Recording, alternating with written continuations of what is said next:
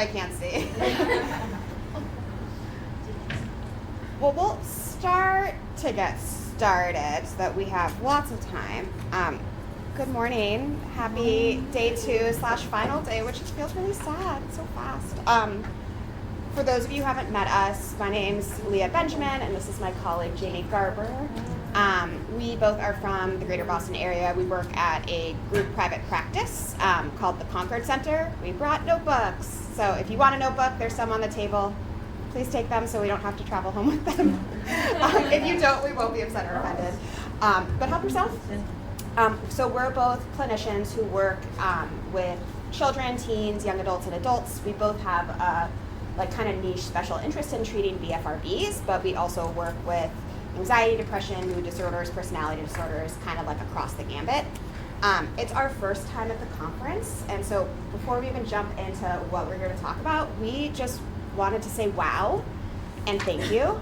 It has already been such an incredible experience. We are just, we see it with the population when we are working one-to-one with people, but to see the community is really incredibly powerful, and we feel so lucky to be here and so welcomed, and so thank you to everyone. And if we haven't gotten the chance to chat and you are interested in chatting, let's talk, and if you're not, whatever, that's cool too. We won't take it personally. We recognize clinicians, sometimes there can be some discomfort with that, and that's totally fine. So why are we all here besides the fact that it's 9 in the morning and you're like, where am I going, which session? We are going to be talking about tools for empowerment, and we'll get into why empowerment, but building a BFRB Fidget library, which the conference added this parentheses for us of exploring the sensory component in treatment, in part because we don't have those descriptions of our talks. So if people were like, what is a tool for empowerment? We're really talking about in the work that we do, how important the sensory work is and how we use a Fidget library to do that. So this talk is for both clinicians and the community, so the scientific track and the community track, so we're going to try to blend both worlds as best as we can. If things feel like no duh, feel free to just put your hand up and say no duh. We're not going to take that personally. If things feel like too clinical and you're like, what? Just put your hand up and say what, or interrupt us, you don't even have to raise your hand. So what we're getting into, if you're like, what was this session? Am I in the right place? Am I sure? We're going to go over comb, which we weren't sure if we were really going to go over comb in full, but I don't know about y'all. We've heard comb referenced a lot, but never actually gone into this weekend. So we're good. We're keeping it. We're doing it. We'll talk about the SCAMP acronym, which is an acronym like all therapies have, right? Take it or leave it. We're going to talk about our Fidget and Fiddle library, which is the bulk of our talk, how we use it and how we incorporate it into functional analysis, which is a really integral part of the comb treatment. We're going to talk about some case examples, and we're going to share some outcomes of having this Fidget library at our practice, and things that we hoped for and things that we could have never predicted that have made this this really incredible thing that I wish we could have brought with us the whole thing. You'll get to see it in the talk. Yeah, we have a few. We brought a little Ziploc bags worth of samplings from our Fidget library, so if anyone is feeling itchy in whatever way that means for you, feel free to come grab a Fidget for today, borrow from our mini version of the library. Okay, so comb, this thing we've heard about talked all weekend. The people who developed it are here, not in this room, but they're here at the practice, right? We don't need to reference them necessarily, but you've all heard the story at this point, I imagine, of how and why comb. Okay, great. So comb, good. We were at different talks. I love it. So the comb model was developed by really Charlie and his colleagues with Ruth, really as a way to attend to the complexity of BFRB. So historically, we had habit reversal training, HRT, as the primary treatment modality. In the 90s especially, before HRT had really evolved and added all these modules as part of it, it was... Can I just say, please. This is so new to me that I thought HRT was hormone replacement therapy. Thank you for saying that. This is why it's so important. We can be so jargony as clinicians. Call us on the BS of it. Do it, please. And ask questions. If you haven't felt like you could ask the questions or say the things, yeah, we welcome it, please. There is no silly one. Thank you for saying that. What a fair assumption to make, and I love that that's where our brain goes now. That's actually really beautiful and amazing. There's some seats up here. Yeah, we promise not to speak in your face if you're too close. So the idea of the COMB model, which COMB stands for the Comprehensive Behavioral Model, really is trying to attend to BFRBs from a wider range of these 5 different domains, which we'll talk about soon. And it uses this idea of what's called like a learning theory in psychology called antecedent, behavior, and consequence, which CBT therapists would call the ABCs. If you have never done CBT, you'd be like, ABCs are just the alphabet, like why? But the idea of antecedent is what happens beforehand, really simply. The idea of behavior is the actual BFRB itself. And the idea of consequence, it's an unfortunately loaded term, but consequence really just means outcome. So before, during, and after. So the whole idea of the co-model is how do we look at these various domains of these 5 areas that might affect someone's engagement in a behavior, what's happening in each domain beforehand, what's happening in each domain during, and what's happening in each domain after, and how do all of those play into the cycle of people getting stuck in the behavior if they even feel stuck in the behavior. And it's also incorporated a lot of what's happening internally as well as happening externally. Because if you are someone living with a BFRB, or you love someone with a BFRB, or you treat people with a BFRB, you know that some people will engage everywhere, and some people have just a few select places. And sometimes that changes depending on the season, the year, the day of the week, the time of the day, the mood, what happened earlier. Lots of factors. So the treatment has phases, and what is, this is like the broad strokes of it, right? Like to get actually trained in cone.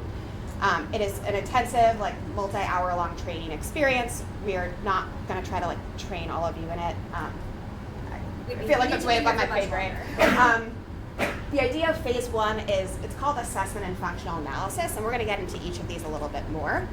But it's essentially like, let's figure out what's going on. There's phase 2, which is like, what should we try? Phase 3, which is like, let's try it. And phase 4 is, did it work? So the way the treatment works, phase 1 happens first, and then phase 2, 3, and 4 just cycle through. And we're going to get into what each of these phases are more. But this is the co-model in a nutshell. It's phase 1, and then 2, 3, 4, 2, 3, 4, 2, 3, 4, until people feel like I've gotten what I've needed to.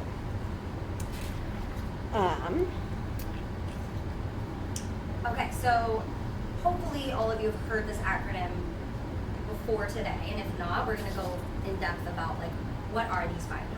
I guess maybe, we're not using the mic. Oh no. I'm sorry for the video people. I'm so sorry. Have people seen SCAMP before? Show of hands. Actually, let's do it easier. Has anyone never seen this before? Great. That's enough to go through it. Yes. Okay. So first we have, okay, can everyone hear me with this? Okay. So first we have the sensory domain, and these are looking at all of the sensations that might draw our attention to our hair, to our skin, to our nails, and the sensory experiences that we have before, during, and after. Then we might move to the cognitive domain, and we're looking at thoughts or beliefs about our BFRB. What are we thinking before? Mic's not on. Oh, I think it's actually just for the camera. There's not actually a Oh. speaker, so you have to use your Okay. concentration team voice. Speak up, Jane. This is tough for me. I don't have a loud voice, but I will do my best. And then this is helpful for me if you can't hear. Just tell her to raise the roof, right? Yeah. It's great. So the cognitive domain, we're really looking at the thoughts and beliefs about our BFRB, as well as those that might occur before, during, or after, right? You're going to really hear that before, during, or after. Then we'll move to the affective domain, and we're looking at all of the emotional states that might prompt or perpetuate your BFRB. For a lot of us, it might be boredom or anxiety. There's lots of various emotions that prompt them, as well as these thoughts that emotional states that occur before, during, or after. When we move to motor awareness, this one can be kind of a tricky one to grasp. This is any motor habit that predisposes us to engage in the behavior. So it might be if you're sitting at your desk a lot like this.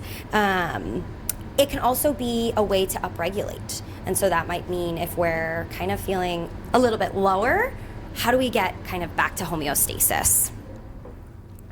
And lastly, we move to the place, and that's really just all of the locations that we might be engaging in the BFRB.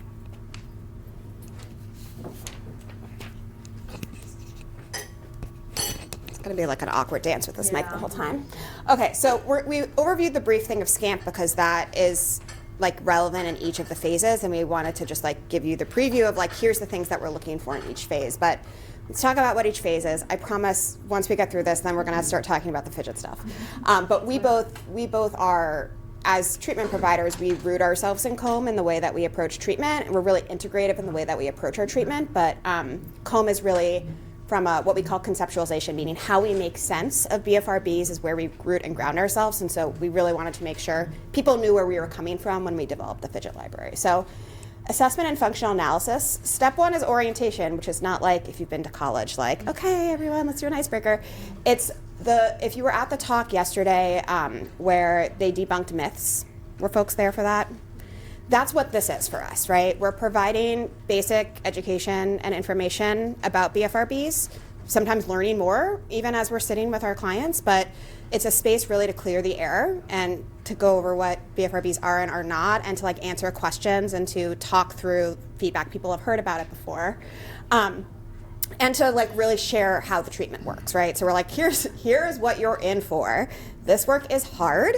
We are down to do it with you. We see it work. And like, what questions do you have about the process? And then we teach people SCAMP in a more than 30-second version of what we did, but we really get into what that means. Jamie I work with really like 8th grade up, and Jamie works with like littlers. Some of them have a hard time with the word SCAMP. Yeah, I've gotten a lot of feedback. What the heck is that? I don't like it. Yeah, we're trying to think about other ways. A more kid-friendly acronym, but we're not there yet. Everything we've come up with, we're like, that's a little weird. So we share that with them, and then we introduce self-monitoring, which if you've ever been in BFRB treatment, you know what a pain in the butt, right? It is an important part, at least in the beginning for us, as a way to get to know the BFRBs, but also it's a really important baseline tool. So not everyone is going to choose to do it. We really try to encourage it. It's really important in the COMB model to encourage it, but we're really about meeting people where they're at. If people have been living with a BFRB for like 20 years and they're like, I've done this like 20 times, like I'm not going to self-monitor again, we're like, great. You probably have all the data we need from that. That's okay. So, but this is where we would, in theory, be introducing this as part of the treatment. This is you, right? Okay, so when we get to phase 2, we are really starting to look at these target modalities. So we're getting a better sense of how someone might engage. Can you go to the next one? So just for some examples, right, in the sensory one, it might be these various feelings happening, and then it's kind of really drawing and prompting the behavior even more. And it's really beginning that process. And we get to identify like what is happening in all of these domains across the before, during, and after. And so then it can offer us a way to intervene, a way to break up the cycle, avert the cycle in many different ways. And we're going to get to the sensory domain in more depth later on. So when we get to identify some of these targets, it doesn't necessarily indicate the strategy that we're going to use. So then it really moves us to, okay, what are we going to actually be doing as a skill or a strategy? And that can vary from person to person. Once we select the modality, it's helpful. So in the training, they have this huge grid. It's really challenging to use. So Leah and I don't really do that, and we're not going to go over it today. But it's like got a column for S, C, A, and P, and then rows for A, B, C for each. Mm-hmm. And so you could, like, in theory, it's almost like building a bingo board of like A, B, C SCAMP. And it's overwhelming to me, so I can't imagine how overwhelming it is to look at that from your perspective. And so when we find the modality that we want to intervene with, then it can address kind of the pattern of the pulling or the biting or the picking. Okay, so then we move to phase 3, and we're identifying the strategies, right? So it might be some cognitive restructuring. It might be figuring out which sensory intervention we want to use. Maybe that's distraction. Maybe it's substitution or extinction. And right, cognitive restructuring might be in this domain or this intervention. And then we train the client how to use it. And we're practicing that for a period of time before we would add anything else. So we're really overviewing what we're going to be practicing, right? We have to agree on what are we going to be trying for this week. Let's practice it and then go forward. So once we get to phase 4, we're really in this evaluation period. So, right, we are using a self-monitor form to gain information on how effective that intervention has been. What are the challenges that are arising? Are we using it? Are we not? And then what's really cool is when we get to this place, when we're implementing these next steps, there's kind of 4 options that are laid out. So maybe it's, okay, that one was really helpful, let's maintain it, and we don't need to make any changes. Or maybe we do need to add something else. This wasn't as helpful in what we were kind of looking for. Or maybe we got to scratch it entirely and we got to abandon it. It was not working. We're not going to continue trying if it's not helpful. Or just modifying the current one. So, okay, you were trying cognitive restructuring. Let's think about a different way to apply this.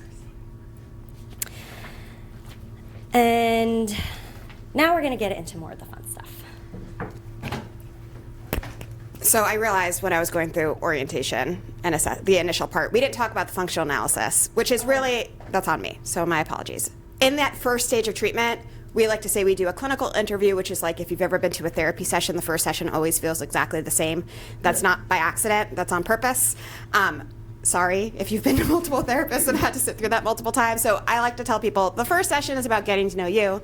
The second section is about getting to know your BFRB, and that's where we're asking, like in a more sort of like semi-formal way, every aspect about the BFRBs that we can think about across the SCAMP domain. So we're asking about those before, during, and afters for each of the sensory, the cognitive, the affective. We're asking the same question in different ways to see if that elicits something. We're asking the questions that sometimes people have never even thought about, or that like maybe I've had people have asked questions and they've said no in the session, and then they've emailed me after the session like, actually it's yes, but I didn't feel comfortable saying yes, and like, that's great. And I'm like, do you want us to talk about this or not? And sometimes they say no, and I'm like, cool, love a boundary, thank you. So that's all part of it. So we're working with that, and this is like a shared language we have through the functional analysis to then go through, select the target, implement the target, try it out. We like to call it throw spaghetti at the wall, see if it works. If it does, great, let's keep doing it. If it doesn't, okay, great, let's try something different. And what we found, and I think especially working with kids and teens, is that when we really try to be collaborative, and so we let our clients say, like, where do you want to start, right? Like, is it the cognitive realm? Is it in emotions? Like, is it about environment? And like, majority of the time, people are like, sensory. I want a sensory replacement. I would love to find something that could be a sensory replacement. I love that for you too. And so we know that this is really important to people, right? Like, the sensory aspect of engaging in a BFRB it's a huge piece of it for, I think, actually everybody that I've worked with. I haven't found an exception to that. I'm sure there are, though. So because, bless you, whoever just sneezed. So because of this observation, we, bless you again, we want to lean into like the wouldn't it be nice if we could just find a replacement. I think everyone here knows that like nothing is ever going to feel quite the same. It's a drag. It's the reality, though. And like, doesn't mean we can't still get our sensory needs met, and we really want to celebrate the fact that we have sensory needs, and it's okay to have sensory needs and get them met. And so that's why we're giving this talk. So move into sensory treatment, right? Like, it's really important to the people we work with. It's really important to us in the way that we conceptualize the work and do the work, and it's a great way to like start the treatment, and it's usually how we start. And it's also not the entirety of treatment. So I actually literally last week, I told Jamie this. I'm working with an adult who, he took home this Fidget that I'm letting him borrow. And he was like, so doc, which I'm like, please don't call me doc, but like, that's fine. He's like, so doc, you're telling me if I use this week, I'll be cured. And I'm like, I'm absolutely not telling you that. Like, let's be really, really clear. That is the opposite of what I'm telling you. I'm telling you, I want you to go take this and try it and let me know how it goes, and let's see what we learn, and let's figure it out. But sure, wouldn't that be cool? Please feel free to come back and tell me that, and then like we'll do a case study on this and figure out what is it that happened here. But like, no. Okay, so I'm gonna, I forgot to turn it on. So we're going to see something different on the screen for a minute. Can you introduce? Yes. I have to turn a link on, but everyone's going to scan this in a minute. Okay, so we have some participation. So we have a word cloud activity, and so once Leah gets it running, you'll be able to scan the QR code. And so we would love to hear all of your ideas, and then we're going to end up seeing at the very end of our presentation what you have all added. So any kind of sensory item that you have used or you heard from someone that's been really helpful or successful, we want you to add it to this thing, and then we're going to see what we all kind of collaborate on, and maybe there's items we've never heard of or other ones that you haven't. So we're really eager to collaborate with all of you and see what we all add to this at the end of our talk. We'll get to look at it. Eventually. When the Wi-Fi conference. Welcome to our next So, presentation. mini break. Has there been any questions so far? Or any comments? This is probably a great time for it. Do. That is now live. So let's go back. Brief intermission. Okay. Okay. Scan this.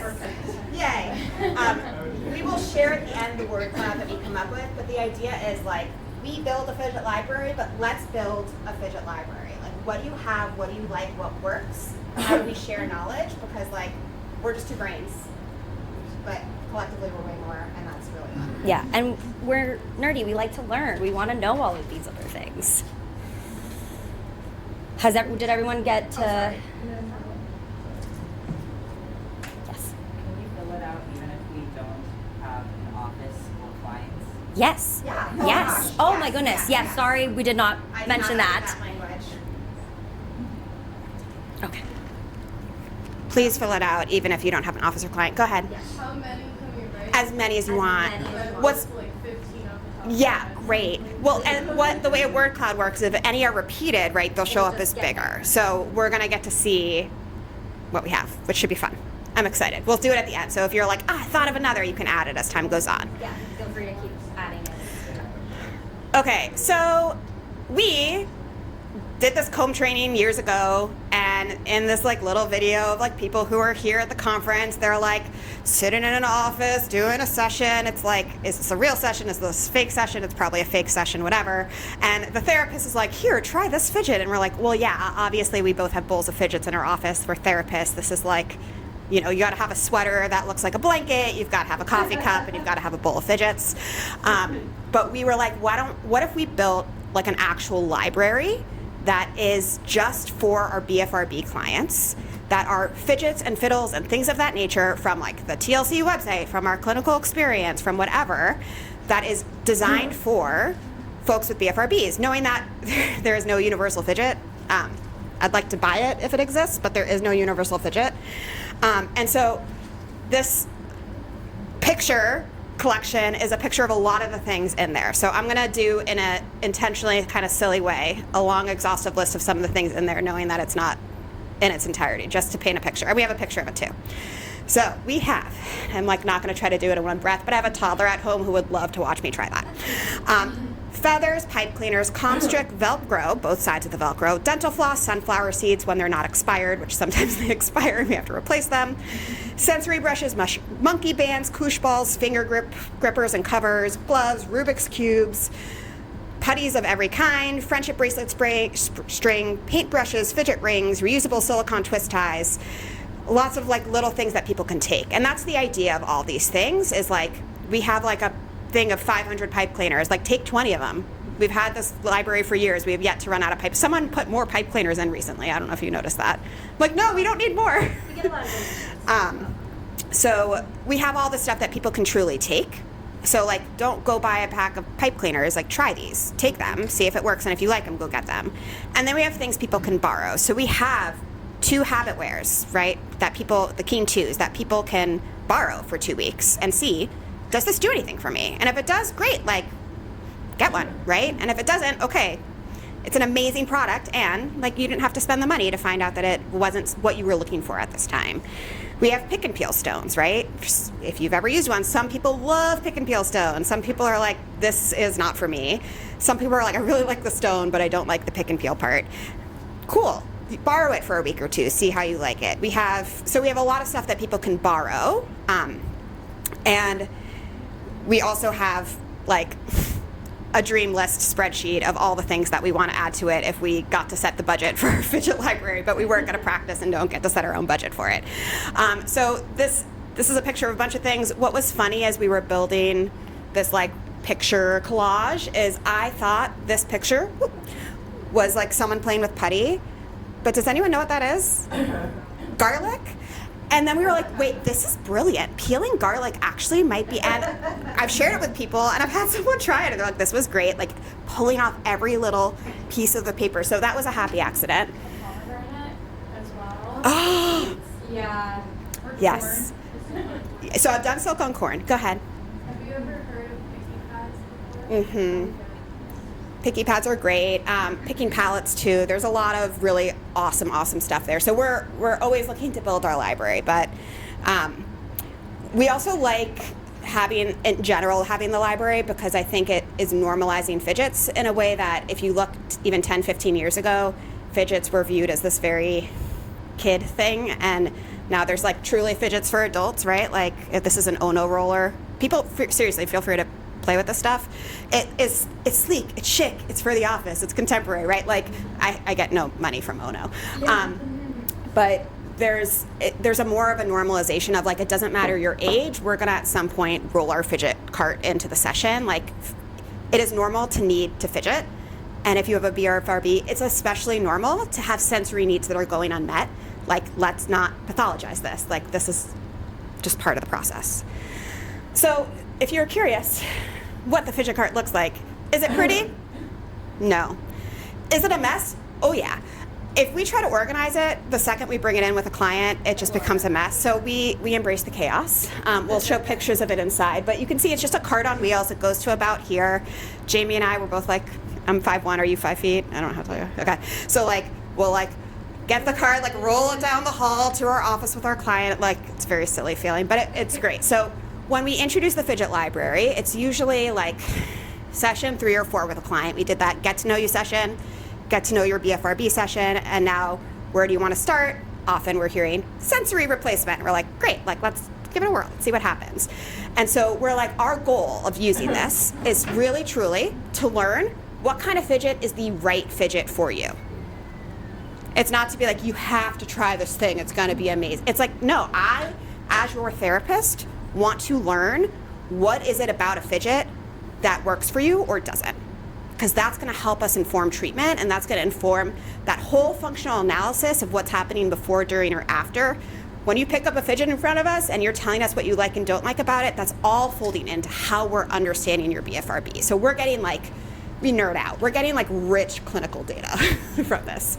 So first of all, it's fun, right? Doesn't matter your age, you bring a cart full of fidgets in and something is gonna be exciting about it. So especially with teens, for me, and Jamie can speak to her experience, like I like to joke, I don't speak 13-year-old, like it's fine, know yourself, know your limits, right? Once in a while I end up with a 13-year-old and we're like, we have to find a way. I don't know, we're gonna do it, but we have to find a way. And like I had recently, this past summer, someone who came in for treatment who was like, I've tried everything, I'm gonna talk about her a little later. Like, I don't want to be here. And I'm like, cool. Like, it seems like your parents are driving you anyway, and you like came into my office. So like, why don't we at least look at this cart? Like, she was compliant. She like answered my questions. We had the conversation, but I was getting like full on like,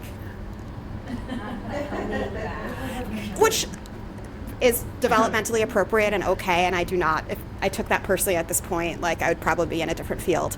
And seeing the ways that like, she started to be like, oh, like actually loosen up in the process. Like this is an enjoyable way to do treatment with something that most people aren't like, you know what's really fun? Talking about this behavior. It's really just such a good time. And we joke like, we're not supposed to have fun in therapy. That's not the point. And when you can have fun, isn't that great?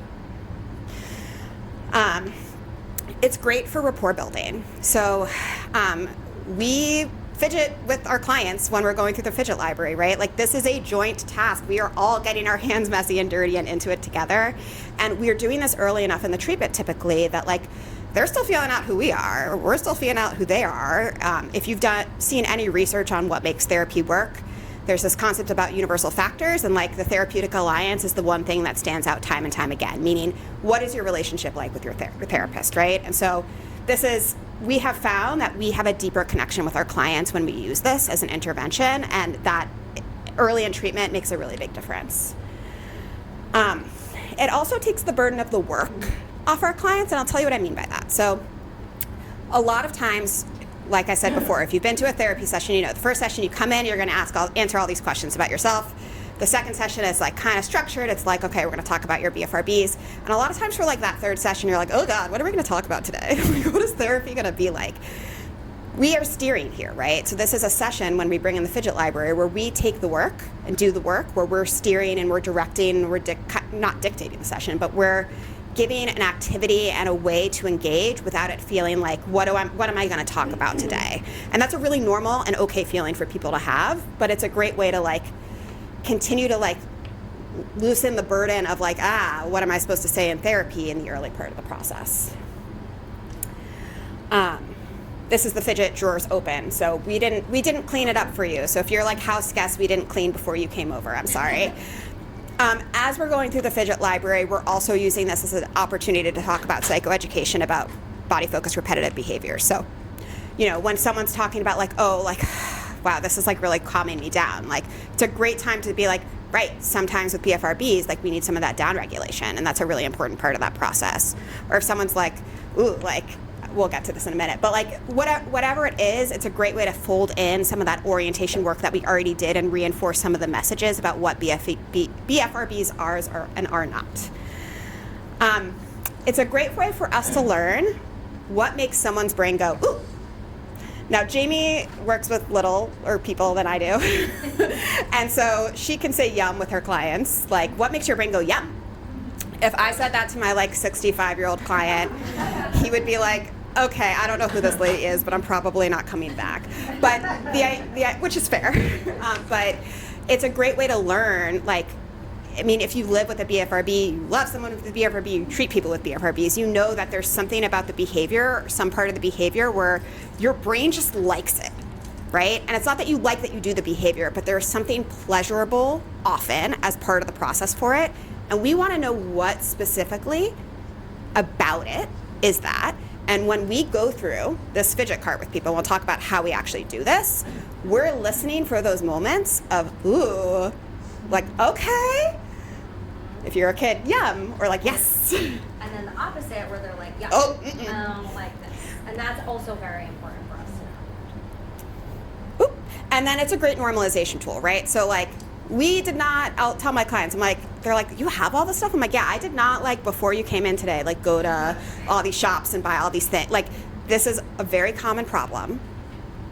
Fidgets are a really normal way to exist in the world if you're a person with higher sensory needs. Like, this is okay. So it's a really beautiful normalization tool as well. So, once we've kind of gone through all of this, we kind of see all of these three things come together. And clinically, we are collecting so much data from the very beginning as we're, getting to know all of our clients. And so we're going to go through each of these in a little more depth. And especially when I'm going through the cart with the kids, right, it's an opportunity where, like, we're getting on the floor. We're going through the cart and, we're having fun, like Leah was saying, where talking about your BFRB can sometimes not be fun. And so this is that really nice opportunity at the very beginning of getting to know them, collecting all this data for us. We're generating recommendations, and then we get to do all of this brainstorming, which we are all doing at this point today, which we're gonna look at very soon, what we have generated. So can you go to the next one? Okay, so, that's okay. So when we are going through the cart, we are starting to look at each of the sensory, or all of our 5 senses, right? We didn't kind of overview that. Hopefully all of you know what our 5 senses are. And so we are... 6 senses. 6 senses, excuse me. Movement. They include movement, which I know Yeah. Five senses, but it's important. Yeah, so we encourage you all to think about, well, what does movement mean for me? All of those things. So we're really looking at, okay, like, was this more of an oral sense? Was this more of the tactile, right? So there's lots of different ways each of those senses are integrated into someone's BFRB. We're also looking at the different functional components. So when we look at, the before, the during, and the after, we are getting that information from some of these items, right? Like, oh, I would really want to use this while I'm sitting in class while we're doing something like math, which is really boring to me. And We're like, making a note, math class is boring, okay, we got that piece of data, we're gonna use this later, sneaky little therapist moments. yeah. And for kids, right, like, it's an easy way for them to be sharing this information and not me just being like, question. We're like, I'm going to lose them in 2 seconds because they don't want to do that. Right, we So just did 2 sessions of asking you lots of questions, like you're bored. they're done with it. Yes. So, and then we also really get to examine, are we missing something, right? Like, is there an element to our sensory domain that some of these items are not hitting? So we'll start to then be really thinking, okay, like, how are we going to then identify these pieces if it's not one of these items? So I'll share a quick example just because it's literally sitting right here. Has anyone seen something like this before? Well, yes, of course. So it's like, the poppable things, but it's in a ball. I personally find it infuriating because you cannot pop all of them. It's fine. That's my own piece. Welcome to my world. I had a client a few weeks ago who was like, I love this gun. I like how these pop into place, right? I really like that sensation and satisfaction and the noise of it. And I really like that I can squeeze it and they all pop out. Like, I find that satisfying. But I don't like that it's all around the whole side of it, right? Like, and so what ended up happening as a result of that is I was like, okay, I want you this week on a scavenger hunt to go around your house. And this is like a 19-year-old. Like, find all the things that kind of lock into place. And tell me what you find. Just see what, I don't know what that means, right? You don't know what that means, but like, let's use that as an experiment to see, like, because that's what she was describing she liked, is the locking in. So like, let's take that aspect and just see what in your world does that already, because you might already have things. And if you don't, then we'll start to go to Amazon, right? Look at things that do. Or Learning Express, if you don't know what that is. So then we really start to kind of provide some of the recommendations that we as clinicians have kind of like stored in our brains or our, wish list. And some of these are, there's various items that we don't have in our cart. And then we're starting to see like, okay, let's pull this up and see, would this be interesting to you? Let's try it out. It often leads to all of the creative brainstorming that, the various ages that we're seeing already have and can be sharing. So it's a really nice moment of being like, you heard of puff paint? Let's explore. Like, what is that? How do we use it? Because that's so vague. And how do we get creative in that element? Right, and things like, as we're getting into things, right? Like if someone's like, I want a blocker, like, okay, well, have you tried fingertip covers? And then it's like, all right, Leah, of course I've tried fingertip covers. It's like not my first rodeo, right? We're like, okay, well, what worked about it, what didn't, if you're saying that you want a blocker. And they're like, well, I really don't like that I can't use my phone. Mm-hmm. We're like, okay, well, have you tried the ones where you can?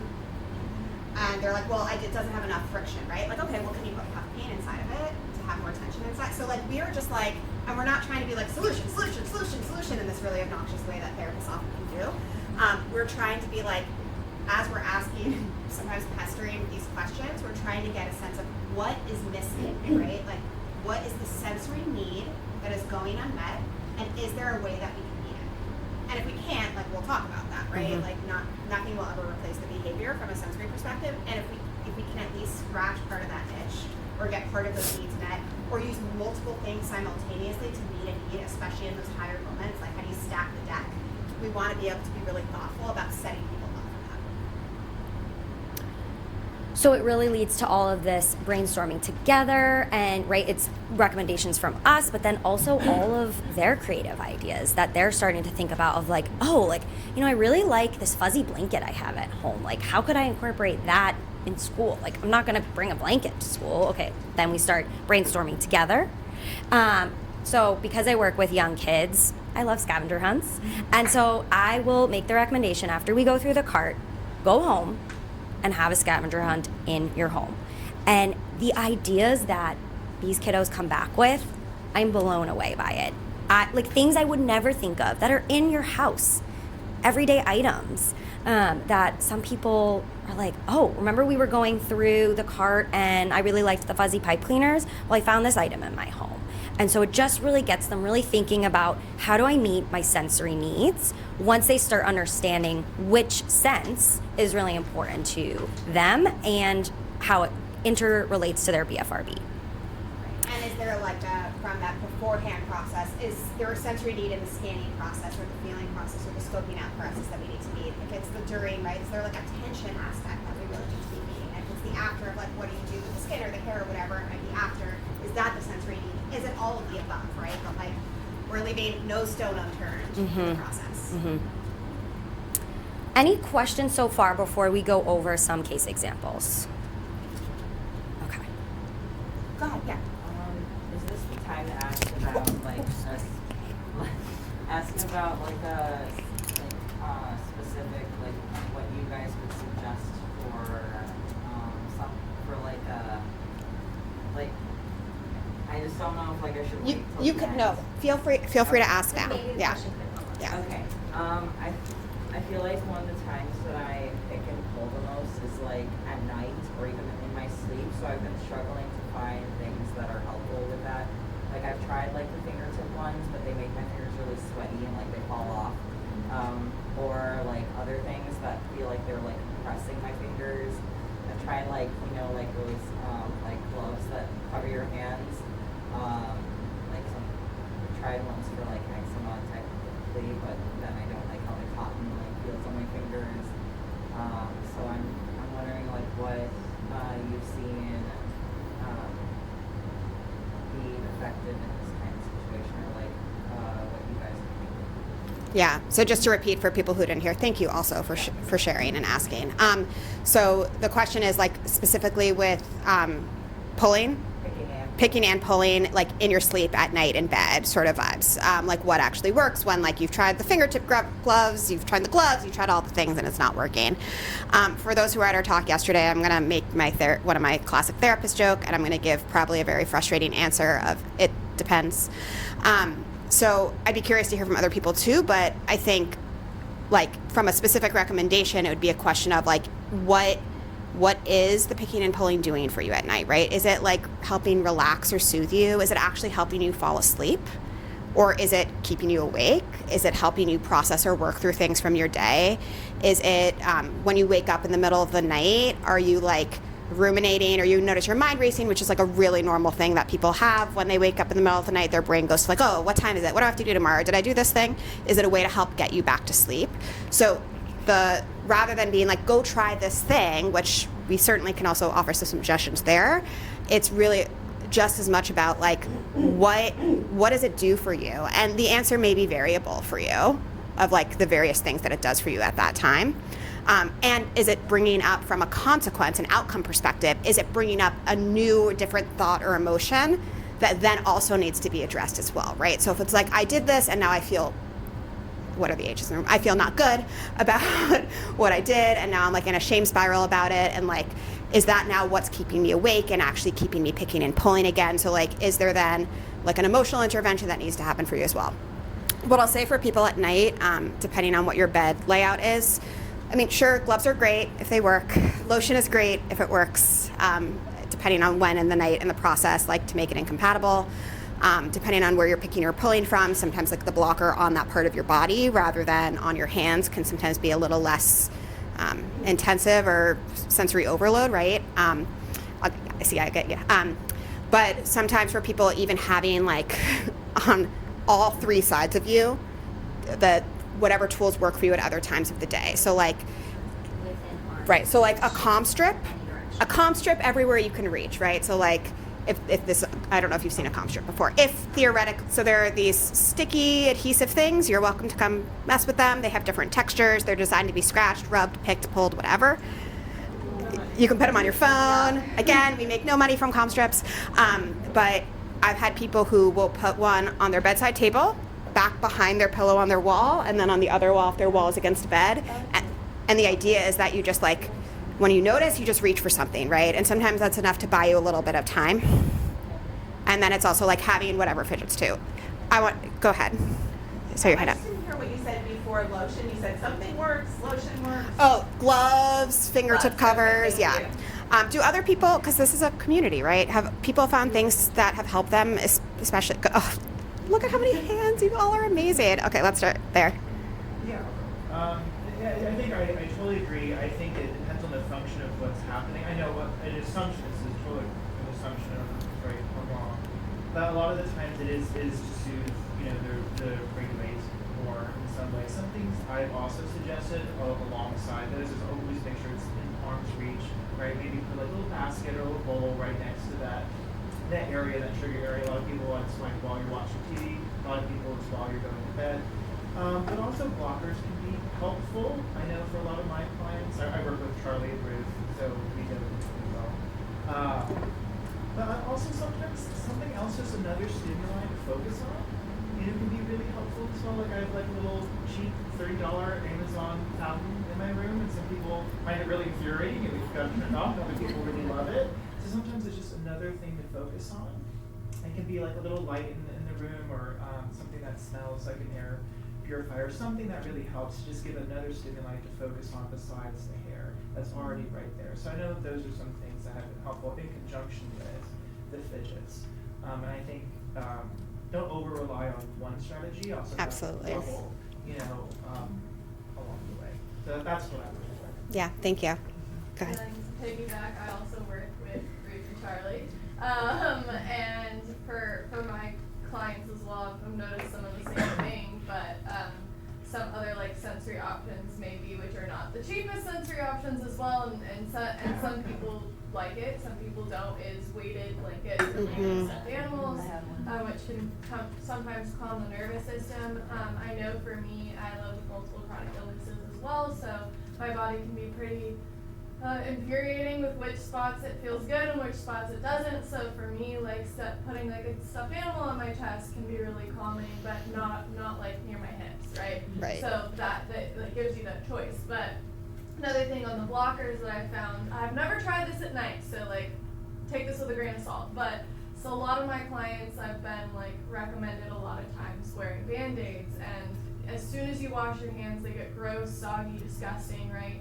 So I actually started recommending people KT tape. I don't know if y'all have ever heard of KT tape. It's usually used for joints and that kind of thing.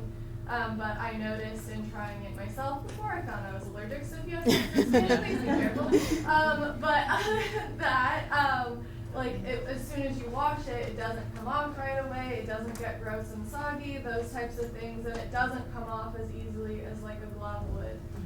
But I wouldn't recommend having it on for extremely long amounts of time per se either. So that's like another blocker option too.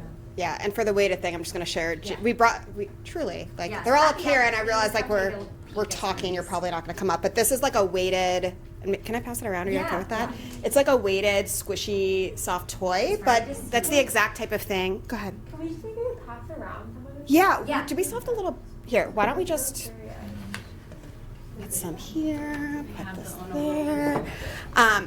So, yeah, it's really like, if you, like, I'm sure no one here has ever Googled fidgets for skin picking, right? Like, if you Google that, you're going to get a really limited sample of what you see, but it's really about, like, what just exists in the world.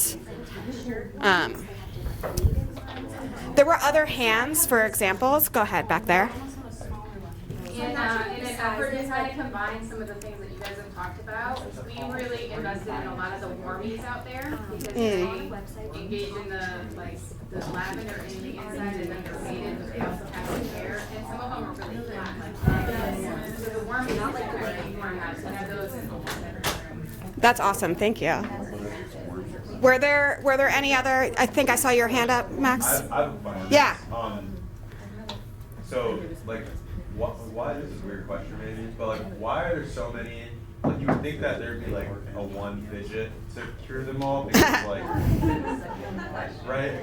Like, why are there so many fidgets? I feel like you can, like, because everyone would like inherently everyone in the world may find something like inherently like somewhat satisfying. Yeah. Right? We all like those like cookie keyboards, right? Like everyone can acknowledge that. But why proprioceptively, I guess is the right word. Like are there like From like a brain perspective? Yeah. Why are there so many different? Yeah, like, I mean, you're we don't like have to get asking into the. reason. It's a great question. I would love one fidget to rule them all. Yeah. Like it, I think it's the same as taste, right? Like, why do I like chicken and Jamie likes beef? Or like some people like cilantro and others really don't. Like Yeah, cilantro. so if we could go and zoom in on the brain in a really particular way and figure out like it's not just what is the brain doing, but why is the brain doing that? Like I was just having this conversation with some folks over breakfast this morning about like psychopharmacology.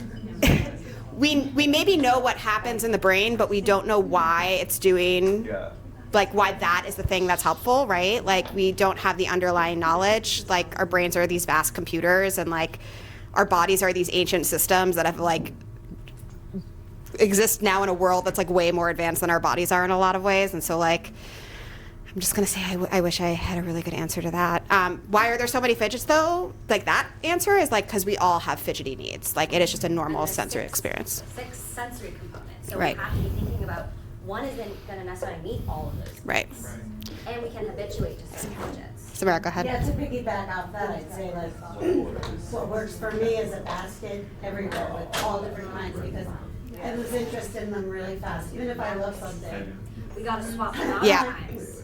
and I like destroying them too. Yes. Yeah, some of them aren't going to last. Yeah. Right. So, yeah, I have to go. It's just like maybe I like chicken, but I don't want it every night for dinner. Absolutely. So. Right. I do want mac and cheese every night for dinner though. But that's like a separate thing. Go ahead. Oh, sorry. So something for me is biting. Mhm. So I'm a biter.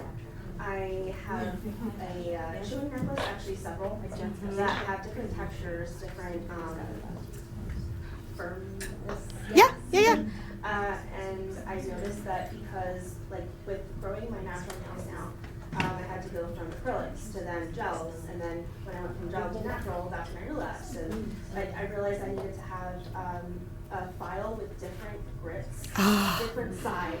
Yes. It is key for me because it gets your hands as smooth as baby butter. Circular motions around, even if they're bitten all the way down. Have you used a nail file Dremel before? Do you know about these? Probably. Okay. It's like an electronic tool where you put the little flat circle thing. Yeah. I found people found a lot of. So good. Yeah, they And it kind of and takes the work out of it. it does. So it's less of the satisfaction, but from a prevention perspective, I've had people who've been like, "This is great," like because you get different textures and you can really. One of the things we often talk about with our clients. That to like an automatic brush. Oh yeah, for sure. For your hand. Yes. Washing your hands, getting the dead skin cells off, and then putting moisturizer, and then putting washable, thin cotton touchscreen gloves. Mm-hmm. It saves me. Yeah. So, and this is where, like, for us, the fidget. Just to bring it back, I love these examples. This is incredible. Like, this is where with the fidget cart, when we bring it in, we're like, we do the fidget cart session. We mean it's a session. We go through every single item in the fidget cart with our clients and ask what is it that you like or don't like about it, and we're getting all that information so that we can start to build these like multi-tiered process recommendations and interventions, and we're figuring out, we call it stack the deck. Like, how do we stack the deck to like set ourselves up for whatever it is, to go back to comb in that target modality. What are we trying to target here? What are we going to do, right? And what are we going to try? And then we learn from there. Go ahead. One thing I found that's really fun is crocheting. Yes. But the thing is, if you do it, Is that a wooble? yeah, but you get a squishy thing. Mm-hmm. You get a thing with different textures and different shapes, which is also great for fidgeting after Yeah. you finish it. That's awesome. I love that. And I love how cute the woobles are, which also really helps. Go ahead. They mentioned it back here, but the scent. So I actually at night have a lavender lemon spray, Mm-hmm. and I'm a skin picker, but having that different sensory like almost distract me. And I'll have the super fuzzy blanket that I lay with, so the other sensory to distract me, because I don't want to be like Yeah. certain fidgets are better like before bedtime. person. Yeah. Yeah. I think scent is one of the more under talked about aspects of BFRBs. Like, for example, for clients I work with who pick at their scalp, often there's a smell component. Like, they like the smell of their shampoo. They smell their fingers. They don't usually realize that until we're like really taking a, no pun intended, fine tooth comb to like go through. And so sometimes it's even like, can you rub your shampoo on like a little index card and keep that by your bed to smell? Like, so it's so, every aspect of it is so important. And what's incredible hearing everyone talk is how unique everyone's BFRB experience is, right? What is shared though is that we have a sensory need, and like how normal, and like how do we celebrate it, right? And like meet a need. So okay, I love this. Any other questions or comments? Oh, I love this. Great. Good. Can I just ask, have you like talked to like educators about sort of bringing these things to their classroom? Because like, so I'm now I'm a college professor, but I just started my position, but Congrats. I prioritize, thank you, a huge box of fidgets, because one, I've accumulated a whole bunch of fidgets for myself that I like, and I have to change them up, and so I kind of now have them placed out. But prior to that, as a postdoc, I brought my entire bag of fidget selection to our annual writing retreats for graduate students, and they were just blown away by like the options to try fidgeting, and like none of them had BFRBs, and they still loved like learning what fidget It's a human experience. We all have sensory needs. Yeah. I'm trying to see educators like, and like if you propose this to educators. Yeah, I mean, hopefully they would learn how to we do do it. a lot of like on behalf of our clients, especially when we're working with school-age individuals. We'll often, if there's an aspect happening in school, try to connect with schools and teachers and whoever it might be there. And sometimes it's like if someone's on an IEP and they have access to a different classroom, like that's the space.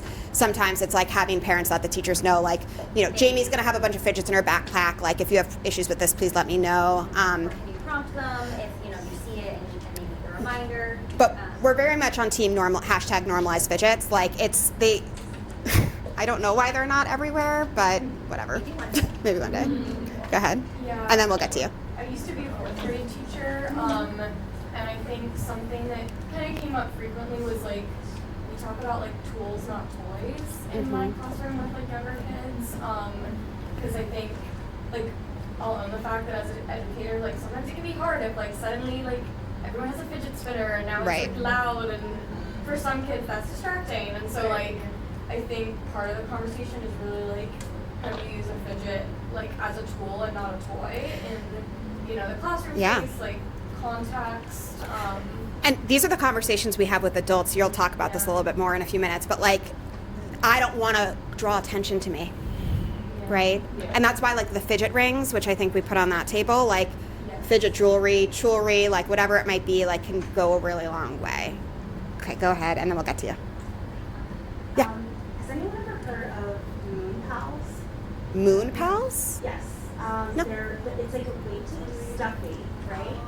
It's right here. It basically simulates a hug, which I think is I love this. really nice. So I didn't really, me and my mom didn't really hug. We weren't really, so I guess having that as like a separate thing. I plan on getting one. I'm really excited. Yeah. So it's about 5 pounds. So it has big floppy arms that go over your shoulders. I love this. And it's right here, and you are hands-free. So you can like walk around having a hug at the same time. This is incredible. They're called moon pals. Moon pals, that's lovely. So I definitely wanted to mention that here. Yeah. Because as soon as I saw it, and as soon as I saw them going out in the world, just testing it on random strangers walking the park, they were amazed at how much comfort that little stuffy that's weighted with the arms did for them. Yeah, a little like oxytocin hit. That's amazing. There's so many innovative creations that have been coming out in the past years. Like I heard someone talk about the warmies that you can heat up. There's also items that you can put in the freezer, and maybe it has more natural cleanliness. Yeah. So lots and lots of creations. Why don't? Yeah, there was one more hand. Let's get to the one more hand, and then we're going to keep going. Did you have a? I actually brought a personal fidget, and I just found out what it's called, but I've been kind of passing it to different people. Nice. Did you add it to the QR? I just figured out what it was called, so yes. What's it called? Can you tell us all? I just found out it's called a gyroscopic Oh, yeah. fidget spinner, which I didn't know Yeah, they come in plastic, they come in metal. There's some that you can take apart into different rings and then put back together. That's awesome. I just wanted to like let people try it, so I'll pass it around. It's like if only all of these companies knew how much money they could make with our community. Like we're such a missed opportunity. Okay, so we're going to talk about specifically with our Fidget library some case examples of how this has played out and informed our treatment. Yeah, we've got plenty of time. Cool. Oh, so this is me. So this is, remember I told you I don't speak 13? So, and I apologize if anyone's 13 in the room. It's really nothing personal. Like, everyone ages out of it, right? So this 13-year-old girl who had been living with Trick for about 6 months, she, which, you know, is pretty common. We see it for a lot of folks onset around the age of puberty. For her, it was this really interesting circumstance where she had gotten conjunctivitis, which is also known as pink eye in both eyes, and in the process of applying ointment was losing some of her hair and found that to be really satisfying, and it resulted in pulling eyelashes and eyebrows in a pretty substantial way. And so, you know, her parents, who are both in the medical field and like lovely humans, were like, great, let's get you some fidgets, let's like try to help. And so they like bought her all these fidgets, and she's like, this doesn't do anything. And after 6 months of this, they were like, it's time, like we need to see a therapist. And she was like, no.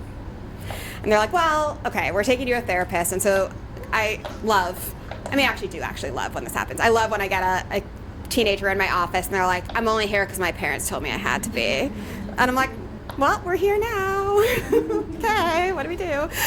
So she went through the questions, we went through the psycho ed. Like, I could see her perking up at some things, but like we have no rapport at this point. She is like, we both know I don't want to be here. I don't think anything you have to tell me is going to work, but I go to 9th grade in the fall and I would like to have eyelashes by then. So I'm going to sit here and listen, but I've tried everything. The number of times she was like, Leah, I've tried everything. Nothing works. And I'm like, I actually believe you. Like, I'm not sitting here saying that you haven't. I'm wondering, though, if there's things that we've tried that we haven't used in a way that makes sense for you, right? And so session 3 or 4, I'm like, okay, I'm like gonna do a cheesy therapist thing, like go get a cart with a bunch of stuff and just like rolling her eyes. And especially when I'm working with people who are like we don't have the rapport yet, and there's a little bit of a like guardedness, especially with teens. I really try to lean into the like, I know I'm a ridiculous therapist, it's fine, feel like prepare to roll your eyes, it's one of those moments, like sort of thing. Which, you know, high schoolers tend to respond better to because I don't speak 13. But I bring in the fidget cart and we're going through it, and she's like, pull a pipe, or we pull a feather, and she's like, really, feathers? I'm like, yeah, like touch it. She's like, I'm like, girl, you gotta like pick it up, you gotta like move it around, like touch it to your face. And I'm like picking up a feather, I'm rubbing it on my eyebrows, I'm rubbing it on my eyelashes, I'm pulling out the feathers, like, okay, fine. And then we get to a pipe cleaner, and she's like, it's a pipe cleaner. I'm like, yes. She's like, what am I supposed to do with it? I'm like, I don't know, what do you feel like you want to do with it? She's like, I want to leave it there. I'm like, you gotta do something with it. Like, work with me here. She's like, fine. And so she's like playing with it, and she like realized like, oh, the end's kind of pointy. I'm like, that kind of feels nice. I'm like, okay. And then she like starts pulling out the hair. She's like, oh. I'm like, I got her. So she's pulling out all the hairs of the pipe cleaner. She's like, I love this. And then she looks at my floor. She's like, but it makes a mess. And I'm like, yeah, it sure does make a mess. Thank you for making the mess on my floor. I'll get to you. Go ahead. So one of my friends, she's and we were talking about yard work, right? And she's like, oh, I have to pull the weeds out of my thing. And you're like, I'll do it. All right, I'm coming over right now. Yeah, I got you. I'll be right there. So yeah, we're going through. She's like, and I'm learning, like, okay, I like pulling things out, which like, no S Sherlock, right? Like, of course you like pulling things out. But she's talking about like, she also is like rubbing her fingers up and down the pipe cleaner because like she's getting a lot of that bristle kind of tension effect. And I'm like, okay. But she's like, but all I want to do is pull them out. I'm like, all right, so that's like a really great 2-second intervention for you. That's gonna make a mess and then be like, now I have to clean up this mess, this isn't great. So as we're going through all these different fidgets, I'm starting to realize what she essentially is responding to in that ooh sort of way is when there are multiple little sensory inputs on her hands. So there was something about having a lot of little touches on her fingertips and her hands that was universally making her brain go ooh. Or ooh, not ew. So I was like, okay, so like, and this is my joke, like if you've ever seen a dad in the 90s or early aughts, like those toys that sit on the desk that have the pins that you can push your hand in. I'm like, because I know her dad's a doctor. I'm like, does your dad have one of these things in his office? And she's like, yeah. And I'm like, how do you feel about it? She's like, I play with that every time I'm in there. I'm like, yeah, you do. So then we start thinking about like, what is it that is going to replicate from the sensory need lots of multiple little things, right? So for her, it was everything from the rough side of the Velcro to rub against that. She loved specs, if you're familiar with specs, those tiny little magnet balls. And every time she came into my office, she was like, specs time. And she would like, by the end of our treatment, she was like sorting them out by color. And she was like, this is the best. But she has dogs and couldn't have them at home. And she was like, please. And her mom was like, no, like this is not safe, I'm sorry. But what we ultimately landed on is like finding lots of little things in her environment and her life. A sensory brush, which there's lots of different textures of sensory brush. There was one sensory brush she just like loved, right? And so she ordered 10 of them and we put them everywhere. And so almost all of her fidgets from meeting the sensory need perspective, from the scanning perspective in particular, this one piece of the treatment was really about multiple little sensory inputs. And so once I was able to frame it to her that way, her eyes opened up to her world and she could see all of these things in her environment already that could serve her in that way. And it resulted in like baskets in every location that we could. She was someone who had the really, really bumpy comm strips like on every area around her. It was like, what can she grab quickly? And we, comb is typically on average 12 sessions. We met for 12 sessions. She had enough eyelash regrowth that she felt like I'm ready for high school. And she went to high school this fall and her mom, like we had a maintenance session scheduled and her mom was like, she doesn't need it.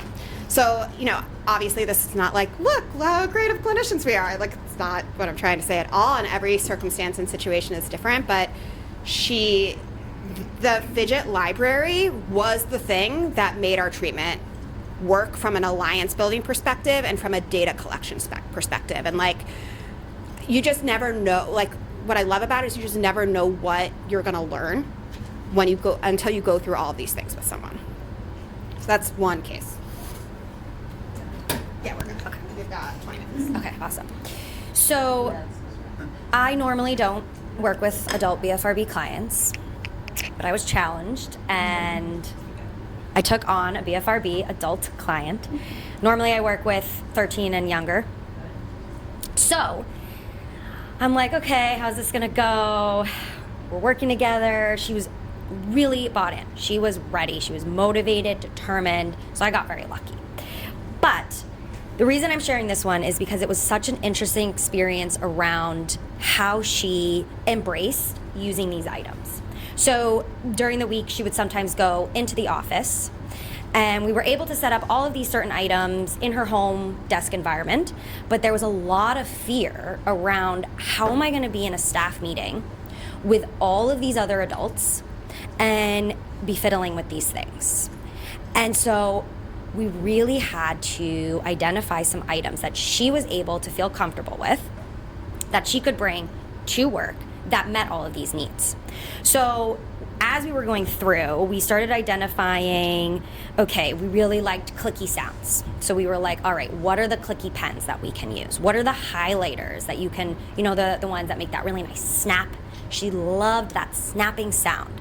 She experienced the tugging of her eyelashes as inflicting a little bit of that pain.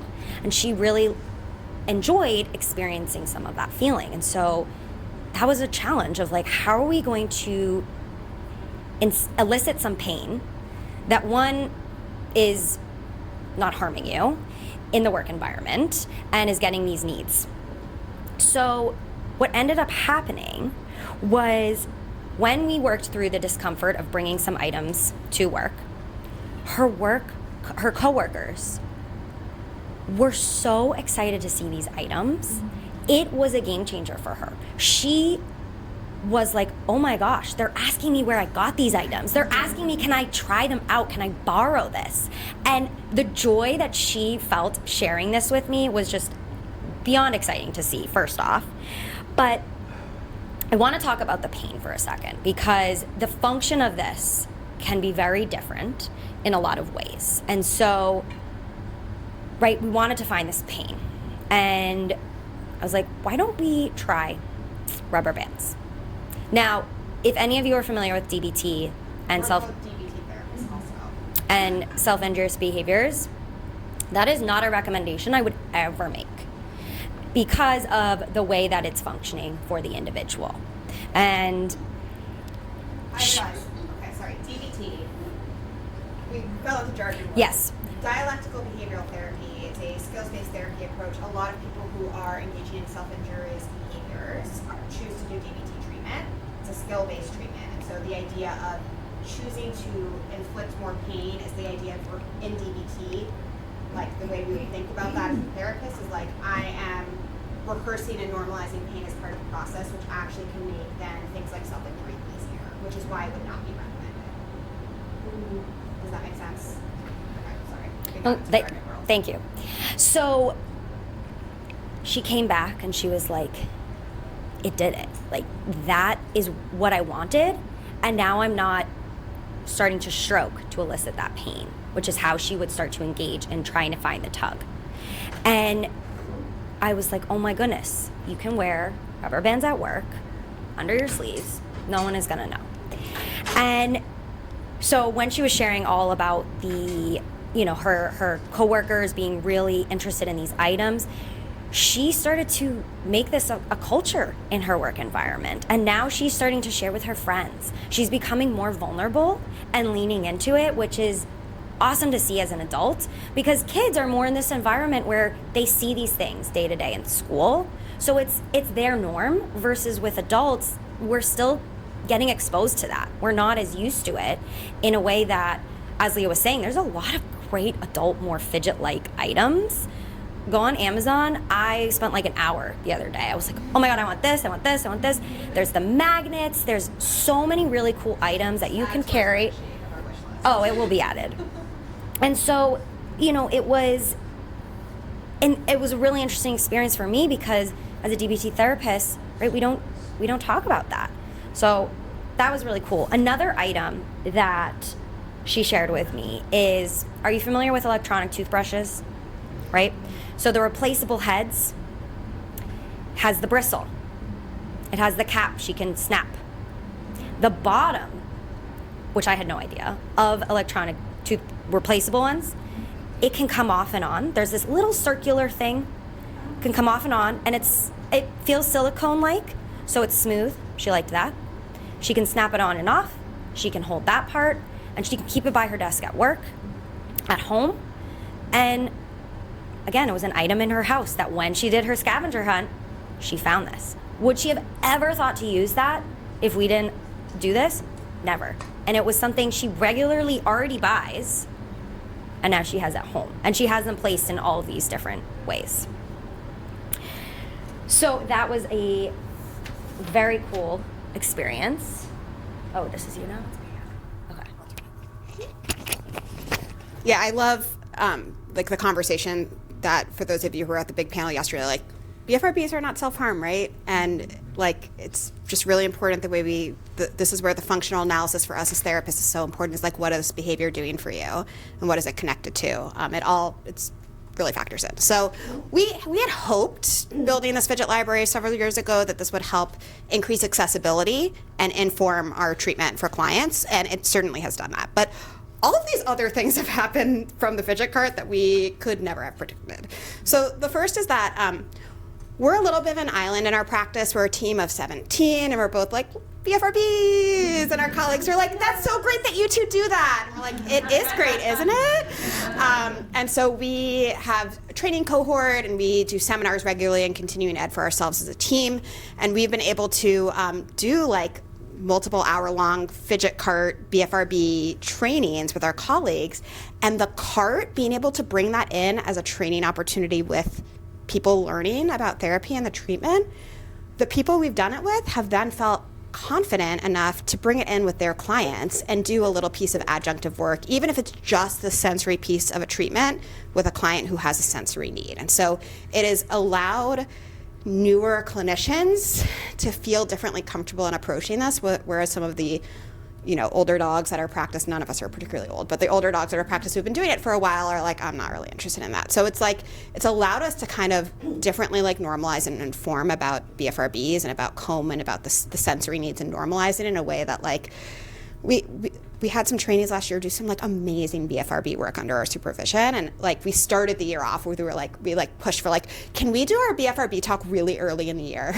And it was really incredible. The sweetest thing happens, which is probably not a surprise to your community, for those of you who live as part of it, where people, when they are in their treatment or finishing their treatment, come in with, I have a bunch more of these, can I put them in the Fidget library? And there's this really, like I get the chills every time I think about it. There's this really lovely pay it forward thing that happens of, I know this worked for me. Like actually quite a few of the things here are pay it forward things, where people, they never know who uses it or what they use it for, if they even use it, but the sense of I want, just the way that we saw in this room, I want other people to know what worked for me and I want it to be accessible to them. And so a huge part of the growth of our Fidget library has been like the donations from our clients of like, I ordered a 50 pack of these, I need 30 of them, but I do not need 50, so I'll give you 20 of them. And it's, when we tell people, oh, actually that one was a donated one, it also like increases people's like, oh, like this is really sweet, like someone brought this for me. So And reminding them they're not alone at the end of the day. exactly. And it's encouraged this idea of like, Jamie told me the other week, she had a client who, how old was he? He's a 7th grader, so I think he's about 12. Yeah, she was like, we're gonna get a Fidget card. He's like, I get this? And she's like, no, we can't take the whole card. You don't get the whole card. But like it's encouraged people the way that, Samara, you were talking about like a Fidget basket, right? Like seeing like all these things in one place has like encouraged people to build their own little Fidget cart equivalent things in their own environments and normalize it in a different way, where like I have clients talk about like, oh yeah, my Fidget cart, and like it's not on wheels, right? But it's this terminology. So it's encouraged a different resource building within our clients that we've loved. And I don't think, I mean, the middle one is the thing that strikes us most. The first one, clinically, I'm like, this is really, really great. But it's just, there's something just really special about it. We're hoping to do more.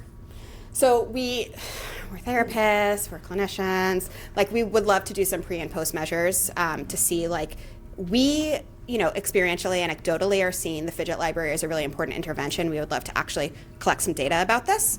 So we're interested in doing some pre and post measures, which, we could do, certainly. We wanted to make it more accessible for our colleagues, make a cheat sheet where all the things in the library we list off, here's where it could connect to with Scamp, here's how it folds into Comb. So that way, exactly, because we've been doing this enough that we can be like, oh yeah, like that's really like kind of getting out the affect component for you, right? Like, but we want to help, because Comb is really, it's a dance of a treatment. Like, you really got to be flexible and kind of go a lot of different directions. And like, I think it can be intimidating for people. And so, especially for those who are supervising, this is something we really want to do to help just increase accessibility for our colleagues, because there needs to be more people who are serving this community, like, just period. And we want to make it bigger. So I think we just got a little okay to order some of the things off our wish list from our boss, which is like just a really long spreadsheet of all the things we want to add. Because there's just so much out there, and we follow like every single like picking palette and pick and peel stone and everything on social media, right? And we're like, we want this. So we're hoping to make it larger. Okay, so who wants to see the word cloud? Putting up on, I don't know, like a spectrum or a way that categorizes the different sensations at each. So you have like types of fidgets, right? Like you have it like where, hey, some is the resistance to the whole D10, right?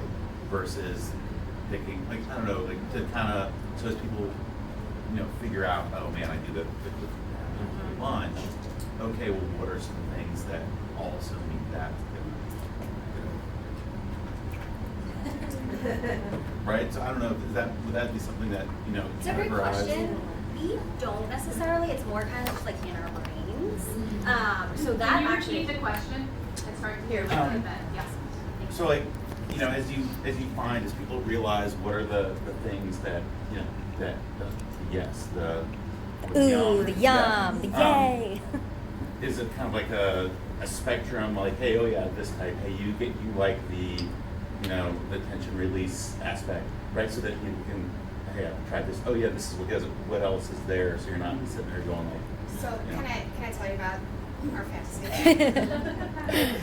We have a lot of dreams, but one is, and maybe this is a little too salty to share publicly, but here we are. We had tried to present a community program at IOCDF that got rejected, but we wanted to have the start of building an online resource where people could submit, here's the fidget I use for my BFRB, and here's why it works for me. Because we see these monster lists, and it's incredible to see on the TLC website, here's all the things.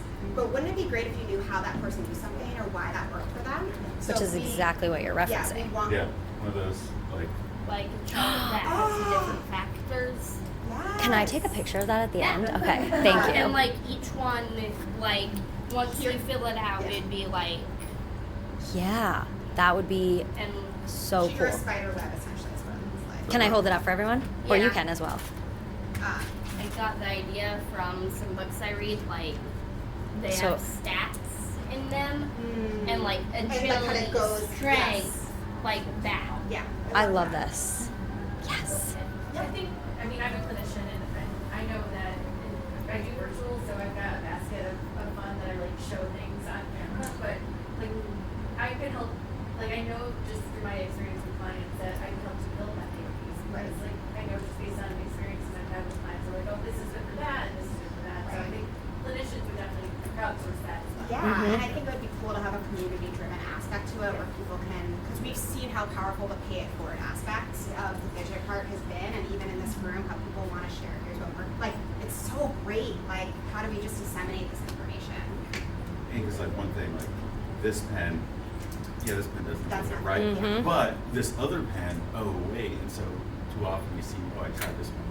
Right. But yeah, this didn't do But it if at all. someone's like, this model pen Yeah, yeah, really worked for me right. for a clicking sensation and tension, right? Yeah. Like, both of those And then things. here's where you can buy it too. Yeah, right. That's also important. So otherwise you do one and you're like, oh yeah, that did work. Next, Mhm. that whole category is done. What is a water snake? I'm curious. Is the water snake the thing that's like tubes together? Yeah. I had to find the name of it because a couple of my clients were like, what is this called? And I was like, I have no clue. So You're like, this is what I might call Before it. I found that Google has like a capability where you can take a picture and search it, which is how I found my fidget that I pass around is. You'd be surprised if I tried to Google to find out. Yeah, probably not a great Google experience. Well, I ended up Googling slippery fidget tool, and that's what ended up that it actually popped up. So that's what a water snake is the thing that slips through your hands. And if you have kids, 9 times out of 10, they put it over their arm. They're like, is this how it works? I'm like, not really, but sure. Yeah, there is no wrong way to fidget. Yeah, I can't wait to go. So I'm mindful we have about 5 minutes left. If there's any other questions or comments or things people want to share, we just want to make sure people have space. If not, we are so aware that there is no transition time between things, so we're happy to wrap up here too if there's no other questions. Is that database gonna happen? Like, how would I know if it's gonna happen? Okay, when it happens, you will know because we will spam every single BFRB changemakers, TLC, and everything. And we have our emails at the end of this bio sheet. So if any of you want to feel free to connect with us at some point, please reach out. We always love to collaborate. We really want to start it. We want to build a platform for it, but we want to start it at some sort of conference so that people can truly come together in a room and collaborate together because we think it's a really nice launch pad from a community perspective. So it wouldn't be not at a conference. It's just a question of would it be like at IOCDF? Would it be at the next BFRB conference? But it's like certainly. So I wish I could be like tomorrow. But like we don't want it to just be our brainchild. It feels really important that it belongs to the community. Where do you look and follow for most of your evidence-based design stuff that's coming out, being in this field? TLC and BFRB changemakers are our two go-to. That's it. Yeah. Yeah, there's a lot. Great resources. And we need more. Yeah. Maybe not very many.